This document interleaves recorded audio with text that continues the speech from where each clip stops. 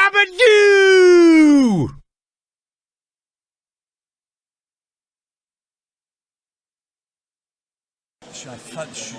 J'ai commencé par être un fan de cinéma. J'adore le cinéma depuis que je suis tout petit et puis en plus je l'ai découvert en version originale depuis quasiment tout petit. Alors on a des camarades là à côté qui sont des acteurs de doublage, donc je ne vais pas le dire trop fort, mais cela dit il y a des très très grands acteurs de doublage et c'est vrai qu'il y a des séries ou des films, ça m'arrive d'apprécier de les revoir aussi bien doublés. Mais donc j'ai découvert le cinéma et puis aussi des séries quand j'étais gamin, parce qu'il y en avait. Genre les Mystères de l'Ouest, genre Amicalement Vôtre, vous voyez, hein, ça c'est vraiment l'antiquité pour vous. Oh non, Mais, non, on en a vu. et puis dans les années 2000, j'ai découvert, peut-être un peu avant 2000, j'ai découvert une série qui s'appelle Profits en anglais, qui est une super série que je vous conseille, je ne sais pas si vous la connaissez.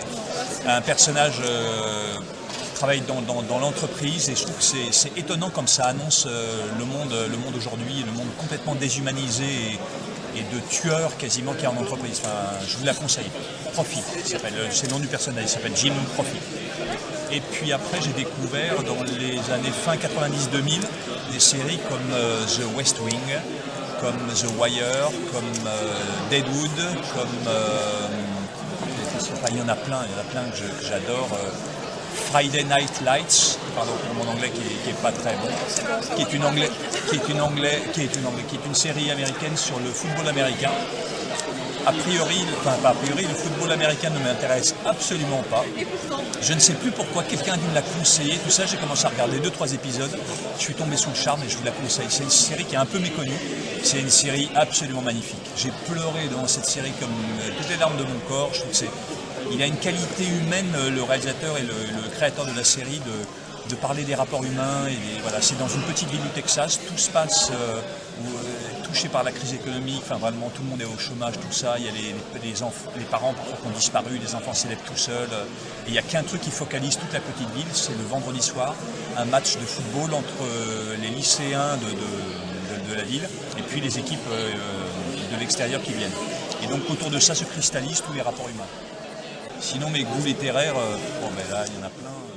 Je suis vraiment, j'aime à la fois beaucoup la littérature classique du XVIIe et puis le théâtre classique parce que c'est ma formation, donc j'adore Racine, j'adore Molière, j'adore Corneille.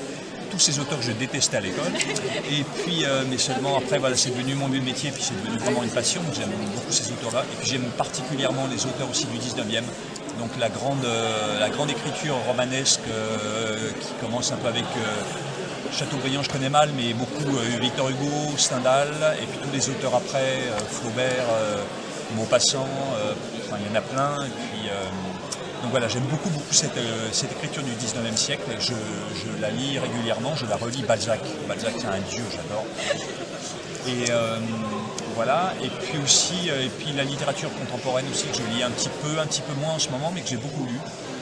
Voilà, donc j'aime beaucoup lire.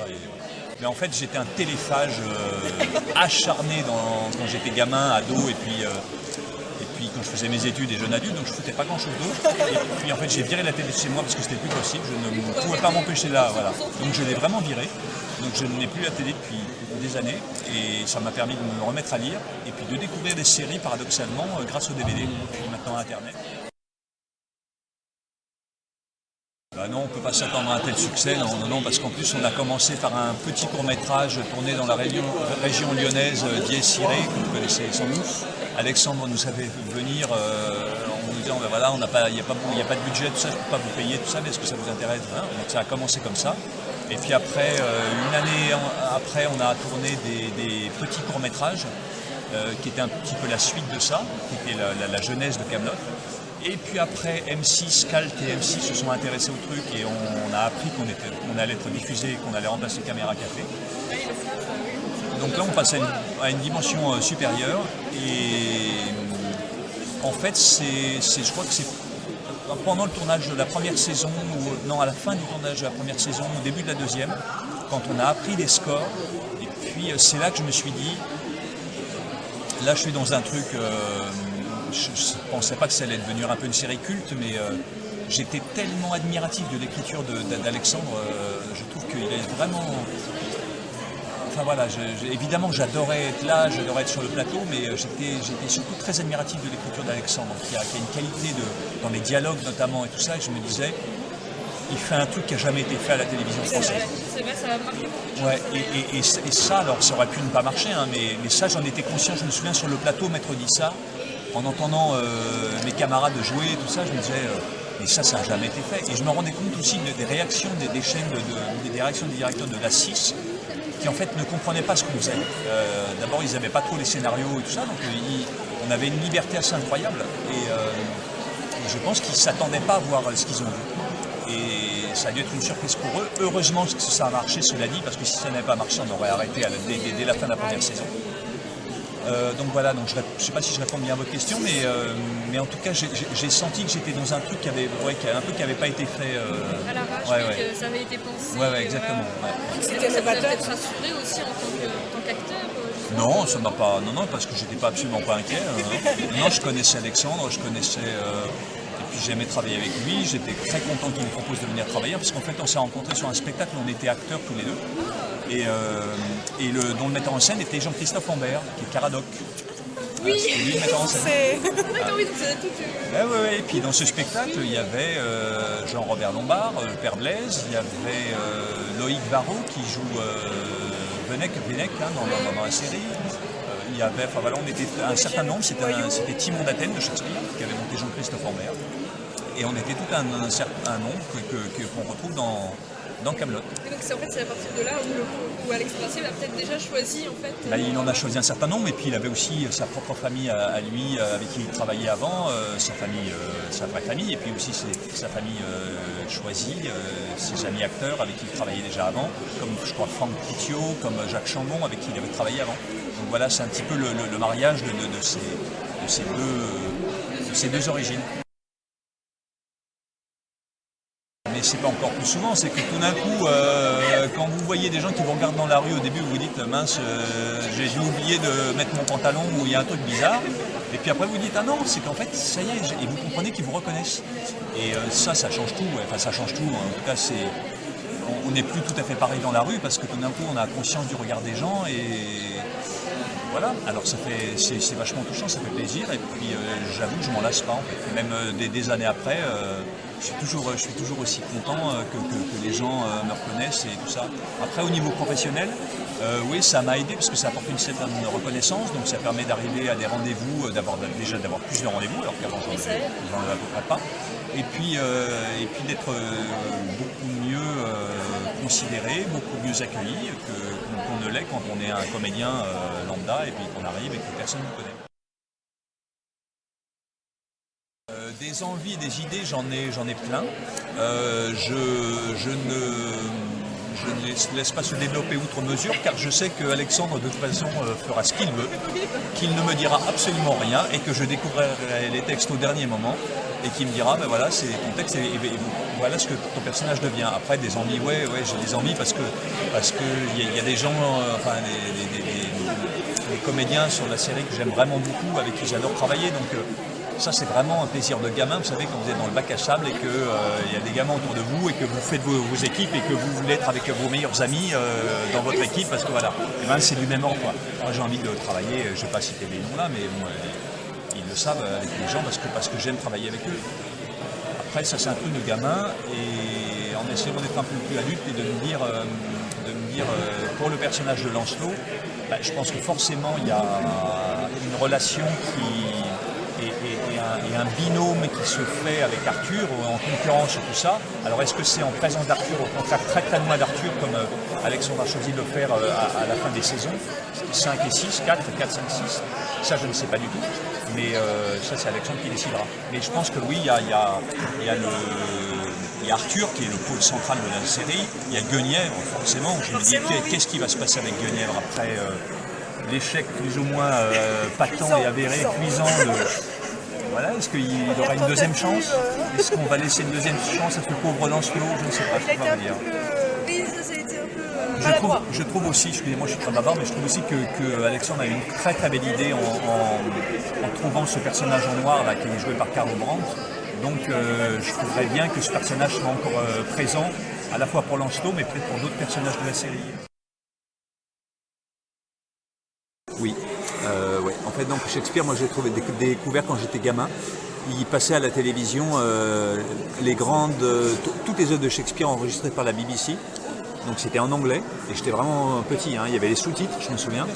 Et j'avais été marqué par notamment une pièce qui était Timon d'Athènes. Et vraiment, j'étais tombé à Anvers, l'histoire me parlait, c'était une histoire super simple, enfin, voilà, ça me parlait. Et X années plus tard, j'ai monté Timon d'Athènes parce que voilà, ça me restait en tête. Et pour répondre plus précisément à ta question, oui, il y en a une qui est, en fait, mon rêve, ce serait de monter 4 pièces de Shakespeare. Shakespeare, il a écrit des pièces individuelles et puis il a écrit des sortes de triptyques ou des enchaînements de pièces. Et il y a notamment une pièce qui commence par Richard II, et puis après Henri IV et Henri V. Et tout ça, c'est la suite. Ça fait partie des pièces historiques. Et donc il y a 4 pièces qui racontent tout un moment de l'histoire de l'Angleterre. Et Richard II, c'est une des pièces assez connues en France maintenant. Voilà. Henri IV, elle est moins connue parce qu'elle n'est pas très très jouée. En fait, Henri IV, c'est celui qui destitue Richard II. Donc dans la pièce précédente, il a viré Richard II du trône, il a pris le trône. Donc virer un roi, c'est un sacrilège. Donc il va porter pendant les 2 pièces, il y a 2 parties à Henri IV, il va porter cette malédiction-là et ce sacrilège-là sur ses épaules et ça va le tourmenter. Et il a un fils qui va devenir le Henri V, donc dans la 4e pièce. Est-ce que tout le monde a suivi? J'ai suivi. Qui est un fils débauché, qui fout rien, qui est un glandeur, qui passe sa vie dans les auberges, à boire, à picoler et à déconner avec ses copains. Et notamment, il est entouré d'un personnage qui est un personnage des plus connus de Shakespeare, qui est Falstaff. Ça me dit quelque chose, Falstaff? Ça me dit quelque chose, mais après, Shakespeare, c'est pas, je le connais, mais pas tellement. Et ben voilà, Falstaff, il arrive là, en fait. C'est donc dans la deuxième pièce de ces 4 pièces. C'est donc un des copains du futur Henri V, on l'appelle le prince Harry, je crois. Donc moi, mon rêve, c'est de jouer le prince Harry, parce que c'est un rôle magnifique. Et puis de jouer dans ces 4 pièces-là, parce que c'est vraiment, de la part de Shakespeare, c'est génial, quoi, parce qu'il y a à la fois la tragédie, notamment dans Richard II, dans Henri IV, il y a la comédie, parce que Falstaff, c'est un homme un peu vieux, gros, lâche, ivrogne, il porte en lui toutes les tares et tous les défauts d'un être humain. Et donc c'est en ça qu'il est génial, parce que à côté de lui, il a celui qui est un prince qui doit devenir un roi, et donc qui fait une espèce de formation accélérée du mal et de tout ce qu'il ne faut pas faire. Et après, le père du prince, qui est donc Henri IV, va mourir, et dans Henri V, qui est donc la 4e pièce, il va y avoir l'accès au trône de Henri V. Et qu'est-ce que va faire Henri V? Il va répudier tous ses amis. C'est-à-dire tous ses amis avec qui il a fait la déconnade dans son adolescence, disons ça, et bien maintenant qu'il est roi, il ne peut plus les garder. Et donc c'est vraiment une leçon politique et tout ça qui est absolument magistrale. Et je ne sais pas si vous l'avez vu, mais si ce n'est pas le cas, je vous le conseille. Il y a, j'oublie son nom, dans les années 90, comment il s'appelle? Kenneth Branagh, voilà, j'arrive. Vous voyez Kenneth Branagh, qui est un acteur anglais. Le premier film pour lequel il a été connu en France, il a monté Henri V, et donc en film. Et donc ça raconte la 4e pièce de ces 4 grands tableaux qu'a fait Shakespeare. J'étais un peu long pour te répondre, mais tu vois, c'est pour pour raconter un petit peu quel a été mon parcours avec Shakespeare, que j'ai découvert vraiment quand j'étais enfant. Aussi pour dire que Shakespeare, c'est pas un auteur difficile. Simplement, il faut rentrer dedans un petit peu, mais c'est un petit peu comme les contes pour enfants. Il y a toujours un moment où on va aller puiser quelque chose. Et voilà. Et donc depuis que je suis gamin, Shakespeare, c'est un peu mon Star Trek à moi. Gros silence. Je ne sais pas. C'est compliqué parce que pour moi c'est un peu abstrait ça, ce genre de questions. J'ai du mal à y répondre, c'est pour ça que j'hésite, parce que c'est pas abstrait, c'est un peu théorique. Non. C'est vraiment que durant le... Ouais. Ça, moi, ça me parle pas du tout. Enfin, moi, ça me raconte rien. En même temps, j'ai aucun mépris pour ça. Hein. Il y a des acteurs qui travaillent comme ça et qui sont des acteurs absolument extraordinaires. Je pense dans le cinéma français, il y avait Patrick Devers, par exemple, qui était un acteur comme ça, absolument génial, qui était le personnage. Et je sais pas, qu'est-ce qu'on pourrait prendre un acteur que j'adore, Daniel Day-Lewis, Le dernier des Mohicans, qu'est-ce qu'il a fait d'autre Oui, d'accord, si, bah, j'ai fait des extraits en cinéma. Donc, le film de Scorsese là, qui se passe à Gang of New York. oui, les comme ça. Il en a fait plein,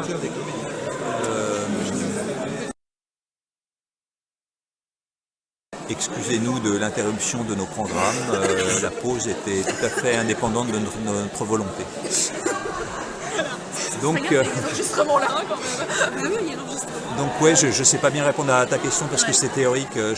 Moi, ce qui me guide d'abord, c'est le texte, ce qui est écrit. Alors en ça, je viens peut-être effectivement d'une école qui fait peut-être trop confiance au texte, qui s'attache trop au texte. Mais bon, c'est comme ça, j'ai été formé comme ça. Et donc je suis hyper respectueux de ça et c'est ce qui guide tout mon travail au début et c'est d'abord le texte, comment c'est écrit. Après, je pense aussi que ça dépend donc du texte, des auteurs. Il y a des textes qui demandent plus ou moins d'investissement. Il y a des textes, on peut rester légèrement... Faire une petite pause. Oui, nous avons une nouvelle pause. Pour une dédicace. Bien sûr, à tout de suite. Bon, alors je sais plus où j'en étais, mais en fait tu parlais dans ta question des différents courants, différentes écoles de l'interprétation. Je pense que j'ai eu aussi une formation, moi, qui était un peu plus molle et moins définie que ça. Je pense que si on va chez les Russes ou chez les Anglais, on va trouver des écoles où les styles sont très très très affirmés. Moi, c'était pas le cas, donc j'ai fait un petit peu ma sauce comme j'ai pu. Et puis c'est surtout... Voilà, exactement, ouais, exactement. Donc j'ai pas une connaissance hyper approfondie, c'est aussi un petit peu... ta question me fait penser aussi à la différence que faisait Jouvet, je crois que entre les acteurs et les comédiens, est-ce qu'il y a une différence ou pas? C'est ça. En plus, il y avait un certain, peut-être que je me trompe, hein, mais je sentais un certain mépris ou en tout cas condescendance de sa part et il y avait toujours pour lui une supériorité envers le théâtre et puis au détriment du cinéma. Pour lui c'était la noblesse, tout ouais, ça, ouais. on sentait vraiment ce alors que pour moi c'est pas du tout le cas. D'abord Jouvet a été un comédien de cinéma extraordinaire, il est formidable au cinéma, il faut le regarder jouer, c'est vraiment... Donc j'imagine au théâtre ça devait être aussi super, mais voilà, pour moi il n'y a pas de supériorité sur les deux techniques, c'est des techniques différentes, c'est des médiums différents. Et c'est compliqué d'être bon dans les deux. Ah bah oui, voilà, donc moi j'ai pas tellement d'école en fait, je fais comme je peux. Je pioche un peu partout. Ouais, je sais pas, mais je fais comme je peux. Et puis c'est surtout mes profs qui m'ont guidé, c'est pour ça je pense que je suis très très attaché au texte. Ouais, c'est vrai que c'est vachement important. C'est qu'est-ce que raconte l'histoire et comment elle est écrite surtout, qui est important. En fait, c'est un court-métrage que j'ai tourné, et ça, c'était un de ces deux titres, donc Moule Bit, bah voilà, ce serait le titre. Mais il y avait aussi un autre titre avec lequel il hésitait, c'était Le Maillot de Bain, qui est un peu plus soft, peut-être un peu plus élégant. Oui, là, j'aurais eu moins de mal à jeter. Moi, j'avoue, je suis un peu plus partisan du titre Le Maillot de Bain, parce que je trouve que c'est plus élégant et que ça raconte un peu mieux peut-être un peu mieux son film, je sais pas, enfin surtout mieux son écriture. Son scénario est formidable au type. C'est pour ça que j'ai voulu le faire. Ouais, c'est super drôle. C'est vachement fin. C'est très fin. C'est très subtil. C'est très délicat. Et je trouve que le titre Moule Bit, ça raconte pas ça. Alors que son film est vachement délicat. Enfin voilà, j'espère qu'il va arriver à le finir. Parce que je crois qu'il a des difficultés à finir de monter son film. Mais j'ai adoré travailler avec ce type. Et il s'appelle Louis Hanoteau. Je peux le citer, le réalisateur. C'est un jeune type. Et voilà, et son film est, j'espère, aussi réussi que son scénario. Récemment, j'ai tourné un court-métrage d'un type très talentueux qui s'appelle 300 km/s.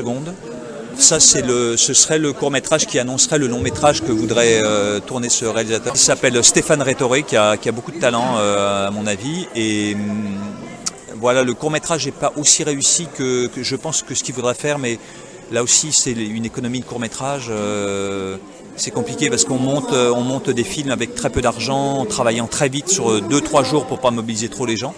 Et voilà, donc en plus, on a eu une période où il faisait -15 dans Paris, c'était l'enfer, donc c'était vraiment dur. On voulait plus sortir de chez soi, quoi. Ouais, donc je trouve que le film est extrêmement réussi et magnifique sur le plan visuel, sur les plans, le tournage et tout ça. Après, je trouve que sur le jeu, et là c'est un peu ma partie, je trouve que c'est pas complètement abouti, mais j'espère vraiment qu'il va trouver les financements, ce type, parce que lui aussi il a du talent et j'aimerais bien qu'il le fasse. Bah ouais, donc c'est vachement important de rencontrer les gens et de recevoir leurs témoignages de sympathie et moi je boude pas ce plaisir-là, surtout qu'il y a plein de moments où on travaille pas, où on n'est pas exposé, où donc les gens ils pensent peut-être que nous on continue notre carrière en faisant plein de trucs, mais que... C'est Mary a gagné ça. Vous avez Hello Kitty en plus. Trop bien. C'est assez mignon. Oh, j'ai eu un cadeau. C'est magnifique. Alors je dis pendant l'interview que j'ai eu un cadeau, c'est pour moi ça? Et oui, tu as gagné la tombola. Hello On Kitty. se rappelle du numéro 42 jaune. Oh là là, C'est sympa, ça. trop fort. Tout le monde n'aura pas un bol Hello Kitty. Hello Kitty, ah ouais, je suis hyper ému. Tu pourras avoir ton thé le matin. Ouais, exactement. Et ben voilà, la notoriété, à quoi ça sert? À gâter un beau cadeau Hello Kitty. J'ai d'ailleurs eu aussi pendant ce salon, j'ai eu le Graal. On m'a offert le Graal, donc j'en ai deux au choix. J'ai un pot en verre avec marqué Anchois rayé en dessous le Graal. Et puis j'ai une belle coupe médiévale, donc voilà, j'ai à choisir. Donc voilà, tout ça, c'est, je déconne, mais là c'est aussi pour raconter, ouais, ça fait super plaisir, quoi. C'est pas, voilà, c'est des petits témoignages que les gens vous apportent et c'est super précieux, quoi. D'autant plus, et là je reviens sur les moments où justement où on travaille pas, on a vécu quand même des moments comme ça. Donc je vois pas pourquoi je bouderais mon plaisir ou pourquoi je serais pas accessible ou je sais pas quoi. Moi de toute façon je fais ça pour, ce qui m'intéresse c'est de raconter des histoires aux gens de quelque façon que ce soit au théâtre ou à la télé ou tout ça. Donc ça m'intéresse que les gens ils entendent. C'est comme en fait quand vous êtes avec un copain ou tout ça, ou dans une conversation, vous parlez avec quelqu'un, et puis la personne en face de qui vous êtes vous écoute pas. Enfin, tu vois, ça a dû t'arriver ça. Et c'est la même chose, à une autre échelle, mais c'est la même chose. Si on a l'impression que les personnes qui sont dans la salle, quand on joue sur scène, vous écoutent pas, c'est affreux. C'est affreux, ouais. Ça, oui, c'est quelque chose que, pour l'avoir fait, mais juste en cours, c'est vrai que quand les gens n'écoutent pas, on se dit mince, on a travaillé, il y a tout ce qui est derrière, la mise en scène, le choix des costumes, tout ça, on s'était dit qu'il faut vraiment réussir à toucher les personnes qui nous regardent, et puis c'est vrai que quand on nous écoute pas, on se dit mince, non, c'est pas possible. Après c'est un métier qui prête à plein de faux jugements, à plein de préjugés, mais c'est normal, comme tous les métiers, mais d'autant plus celui-là parce qu'il est très exposé, et je pense que tout le monde en est victime, même les gens qui y participent. Et donc peut-être que, pour revenir à votre question, peut-être que, je ne sais pas si vous avez eu d'autres expériences avec des comédiens qui seraient moins accessibles ou j'en sais rien, c'est peut-être des gens aussi qui sont surtout focalisés sur leur carrière ou sur leur pseudo-réussite et qui sont tellement focalisés là-dessus que quand ils ont l'impression que ça ne marche pas ou quand ils n'atteignent pas ça, tout le reste n'existe pas. Mais d'abord, à mon avis, c'est un faux mirage parce que de toute façon, ces gens-là ne sont jamais satisfaits. Même quand ils sont connus, même quand ils sont reconnus, ils en veulent toujours plus. Et puis moi je pense que c'est un faux mirage parce que la vraie réussite, il y a deux choses, c'est d'abord de travailler régulièrement, et ça c'est pas évident, et puis d'avoir le témoignage. Les témoignages, je reviens à ça, des gens qui viennent vous dire on a aimé votre travail. Voilà, ça se résume à ça. Après, est-ce qu'on est premier nom sur une affiche ou troisième nom ou quatrième nom? On s'en fiche, ça c'est l'ego. Et puis ça intéresse la psychanalyse, et vous allez vous allonger dans un divan, sur un divan, s'il y a un truc qui n'est pas résolu de ce côté-là. Mais ça, c'est pas le vrai métier, le cœur du métier, c'est pas ça.